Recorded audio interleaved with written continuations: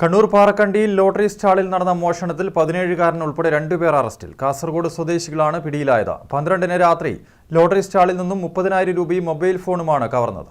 ഈ മാസം 12-ന് രാത്രിയാണ് കണ്ണൂർ പാറക്കണ്ടിയിലെ അയ്യപ്പ ലോട്ടറി സ്റ്റാളിൽ മോഷണം നടന്നത്. ഈ കേസിലെ 2 പ്രതികളെയാണ് കണ്ണൂർ ടൗൺ ഇൻസ്പെക്ടർ ശ്രീജിത്ത് കൊടേരിയുടെ നേതൃത്വത്തിൽ അറസ്റ്റ് ചെയ്തത്. അറസ്റ്റിലായവരിൽ ഒരാൾ 17 വയസ്സുകാരനാണ്. കാഞ്ഞങ്ങാട് സൗത്ത് കല്ലൂരാവി സ്വദേശിയാണ് 17-കാരൻ. കാസർഗോഡ് പള്ളിക്കര മൗവൽ സ്വദേശി കെ അബ്ദുൽ ലത്തീഫാണ് അറസ്റ്റിലായ മറ്റൊരാൾ.